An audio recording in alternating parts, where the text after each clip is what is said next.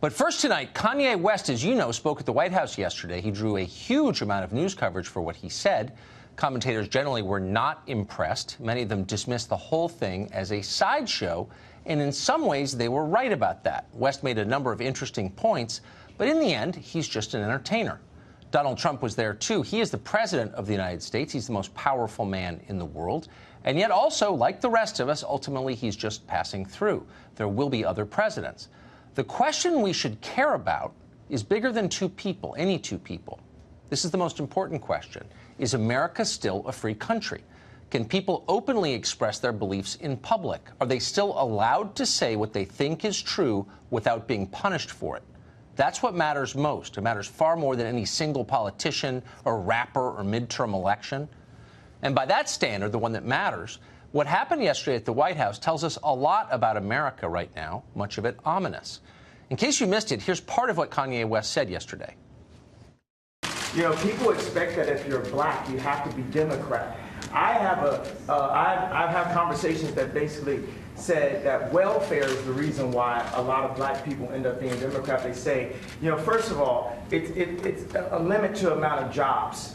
So the fathers lose the jobs, and they say, we'll give you more money for having more kids in your home. So to sum up, Kanye West says that liberal social programs have undermined the black family. He notes that African Americans face enormous pressure not to support Republicans. And he suggests that the Democratic Party often displays undisguised contempt for men and for masculinity. When you think about it, these are not especially controversial statements. They are all obviously true. For one thing, anyone who pays any attention at all already knows that. What West said is so hard to rebut factually that nobody even tried to do that. Instead, they attacked him as a person. They attacked his decency and his mental condition. Now, if that sounds familiar, it's because this is now a universal tactic on the left. They don't want to argue with you. They want to denounce you. Watch Don Lemon over at CNN deliver his deep critique of President Trump's domestic program. Why doesn't President Trump condemn racism? His own words and actions tell you why. He's a racist. Well, let me not mince words here. This president traffics in racism. Roseanne's tweet was straight up racist, yet the president failed to condemn it. Why? Because he can't. Because his own words and actions are racist too. And we have to stop pretending that this president has nothing to do with it, that he's not emboldening racist and racism. The best thing about this style of argument is you don't actually have to learn anything, master any details, because facts are irrelevant. What you're saying is, my opponents are bad people. You must ignore them. So it wasn't obvious, though, how the left was going to pull any of this off with Kanye West. At first, they attacked him as crazy, but that didn't really make sense. If you think that Kanye West is mentally ill, why are you attacking him for that? And, of course, you can't really call Kanye West racist because he's black. But then Don Lemon cracked the code. You must ignore Kanye West, Lemon explained to the rest of us, because Kanye West is a traitor to his race. Watch this. What I saw was a minstrel show today. Him in front of all of these white people, mostly white people, embarrassing himself and embarrassing Americans, but mostly African Americans. And now all of a sudden, he is the person who represents the African American community. He doesn't. This was an embarrassment. Kanye's mother is rolling over in her grave. There you go. According to Don Lemon, Kanye West's skin color means that he is required to behave in a very specific way. If he chooses to behave in any other way, he should be punished. Because according to Don Lemon, Kanye West's race is his destiny. It defines everything about him. People used to talk like this 50 years ago as they defended racial segregation in the American South. What a surprise to learn they are still talking that way, but this time it's on CNN. Michael Eric Dyson went even further, though, than Don Lemon. For the crime of being friendly with a politician he doesn't like, he says that Kanye West is actually, despite all obvious appearances, a practicing white supremacist. Watch this. This is time for us to say, Kanye, we, as African-American people, cannot stand idly by while you give cover to a man who is proved to be a white supremacist. This is white supremacy by ventriloquism. A black mouth is moving, but white racist ideals are flowing from Kanye West's mouth. Keep in mind, they're calling Kanye West the crazy one. But of course they don't mean it. They wouldn't be so angry at him if they did mean it. The real fear is that Kanye West isn't crazy at all and that you might listen to him. This isn't about Kanye West or even about Donald Trump. It's about power. Most things are. Suddenly, a small number of ideological gatekeepers basically control what everybody else in this country is allowed to say and think. These people work at Google, and CNN, in the U.S. Senate, maybe even down the hall from your office in the corporate sensitivity department. They're enjoying the power they have because people always enjoy having power. But they're worried because they know they can only maintain this system, the one they benefit from, through fear and lying. If enough people to decide to ignore their rules and think for themselves, it's over. They have no more power.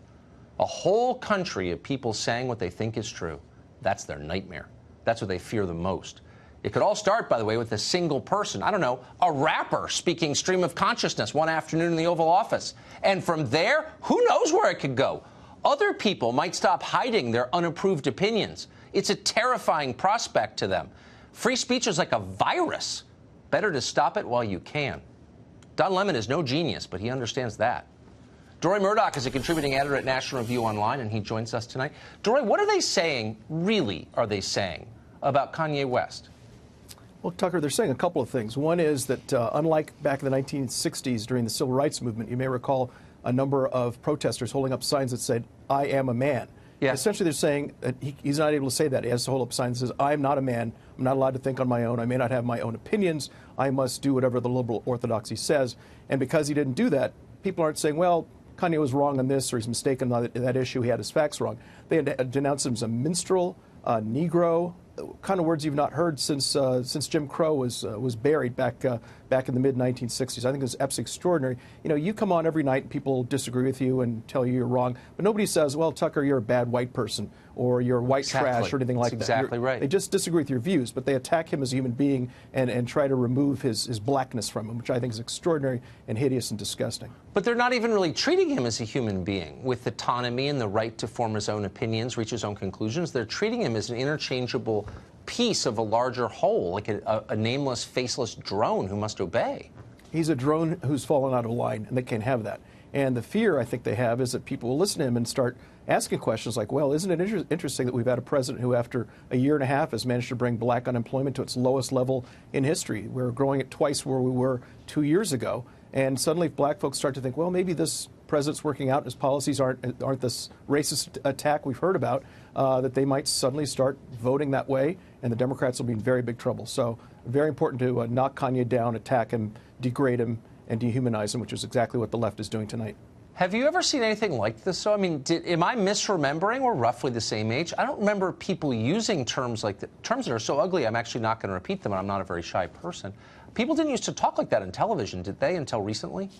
Not so much, not to this level, and almost as uniformly and consistently across any number of cable channels, various people coming out.